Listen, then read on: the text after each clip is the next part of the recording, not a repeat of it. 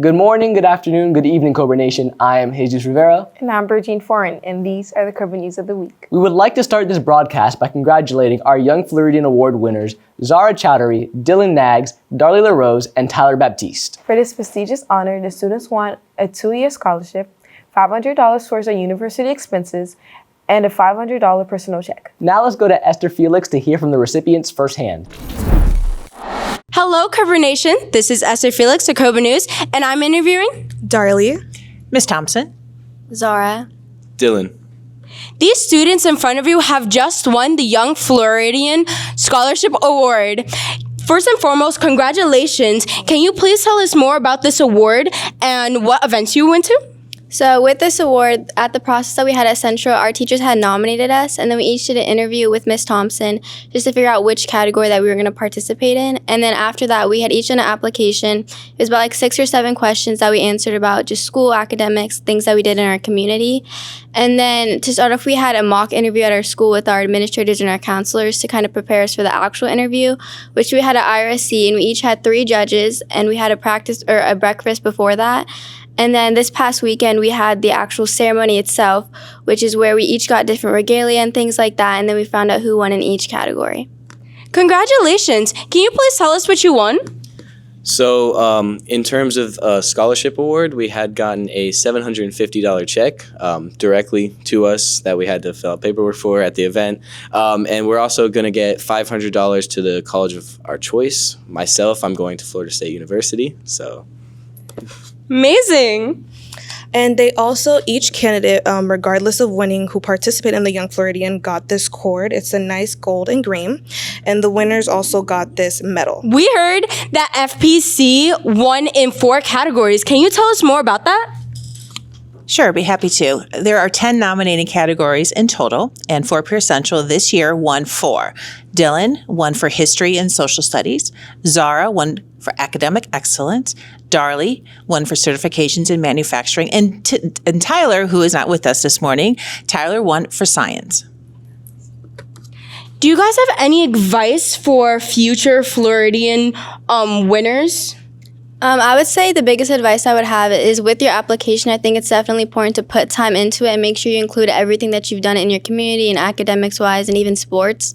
Because in the interview process, that's like the biggest thing I would say that makes or breaks like who wins the award. And they'll ask you a lot of questions based off your application. And I would also say to make sure you attend the mock interview that we did at school was very helpful. I 100% agree with that. I would also add in that when you do the interview, 100% put in your best effort in the interview and kind of treat the judges like humans. Don't be a robot. Be yourself, and you're likely to win. I agree with both of them, especially about the interview part. It's very important to just show the judges your true self. I think you can tell when someone's being honest and being themselves. So the judges don't want to see the idea you think of yourself that they want to see. They want to see yourself, the person on the application, like the real human behind, all the services, the community service hours, the certifications, the work put into whatever category you were nominated for. I just want to say one thing, and Zara was correct. So the process begins in October when teachers send me names of candidates, of people they consider to be top in their areas of subject or know that the students have accumulated a lot of community service hours. So if you are out there at Cobra Nation, it's particularly those juniors who have a lot of volunteer work, academics, are on track, and if there's something you think you might be interested in, you can always reach out to myself, or in October, next school year, your teacher will get that email from me to be nominated. Well, congratulations to you all. This is an incredible honor. And this is Esther Felix of Cobra Nation. And back to your weekly news. Thank you, Esther. In sports news, we want to highlight the achievements of Tamia Tommy, who has been breaking barriers, beating the school record for 400 hurdles with a time of 1 minute and 11 seconds. Additionally, we are so proud of our flag football team, led by Coach Clements, winning the district championship for the 3rd year in a row. Oh yeah! We want to commend our Lady Cobras on the tenacity, teamwork, and dedication they have embodied this entire season. Now on to our sideline reporter, Elisa Ortiz. Hello, Cobra Nation. I'm Elisa Ortiz, and I'm here with Coach Clements at the Flag Football District Championship. You've had an amazing season. How does it feel to be district champions for 3 years in a row? It's a little surreal. I don't feel like it's real right now. I'm just happy for the girls. Our girls work hard year round, nonstop, and this is a product of their hard work and dedication. Your players admire you and they work well as a team. How do you improve or develop your players over the course of the season? That is a great question. We actually have leadership meetings twice a week, usually in the morning with the girls who are deemed leaders, and we just talk about the culture we want to build and how can we improve, but also fun things like, hey, what's something fun we can do as a team, whether it's going to Dave & Buster's or having a beach day, and just really build that family vibe and atmosphere.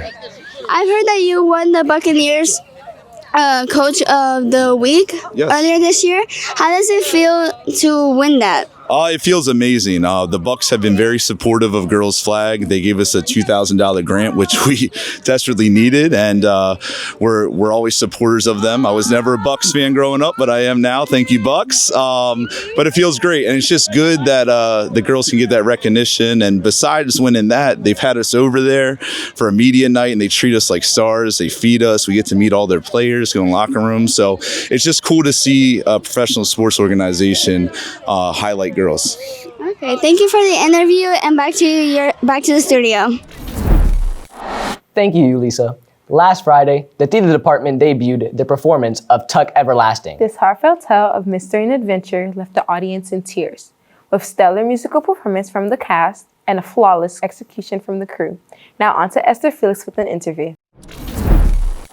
Hello, Cobra Nation. My name is Esther Felix with Cobra News, and I just finished watching Tuck Everlasting. Who am I interviewing tonight? You are interviewing the man in the yellow suit, a.k.a. Isaac Joshua Joseph.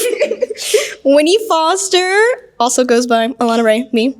And May Tuck, which is also Taylor Wilds. How are you guys feeling tonight? I'm feeling awesome. I'm feeling really happy. I'm feeling amazing. Yes. How was your experience with Tuck Everlasting?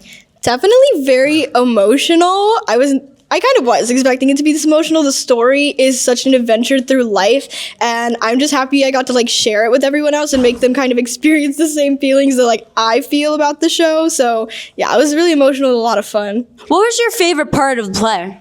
I would have to say my favorite part of the play is where Jesse's about to give him the spring water, but then I come in and I hit the man in the yellow suit over the head and kill him. And this was Esther Felix with Cobra News, and back to your weekly recaps. Thank you, Esther. This past weekend, 6 members of the FPC speech and debate team competed in the FCDI State Championship. 3 of our Cobras placed at states and brought home trophies. Congratulations to Amy Alfonso and Imani Mode, who placed in legislative debate, and Anieli Roque Pereira, who placed in extemporaneous debate. Way to go, Cobras. Let's go to Sophia Betancourt with an exclusive interview. Hello, Cobra Nation. My name is Sophia Betancourt, and I'm here with Amy Alfonso, Imani Mode. So can you tell us something about the event that took place and about the wins that you took home? Yes, so we competed in the FCDI state tournament, and during our time, we were able to compete against various students across the state of Florida in various debate and speech topics. And during our time, we were able to take home some wins, including Amy Alfonso, who was a finalist in legislative debate, and Yeli Pereira, who was a semi-finalist in extemporaneous debate, and I myself, who competed in legislative debate and was a semi-finalist. What were some of the topics you debated, and what were your favorite? So I do legislative debate along with Imani. So we talk about bills that should be passed or not passed. Some of the topics that are in those bills is foreign affairs, clean energy, and medical practices. Personally, I love to talk about foreign affairs, and at the FCDI competition, we talked about Myanmar and aiding them, and that was a big topic that I really love to discuss. How has being in speech and debate helped you throughout your school year? Speech and debate has helped me throughout my school year by allowing me to be exposed to various topics and ideas that I wouldn't regularly be exposed to, just like Amy said, for Myanmar. And doing that has allowed me to grow in my knowledge and my writing skills and public speaking.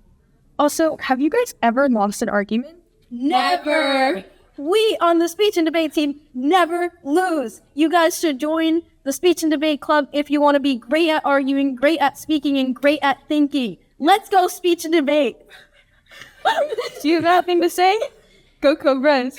Okay, back to you. Thank you, Sophia.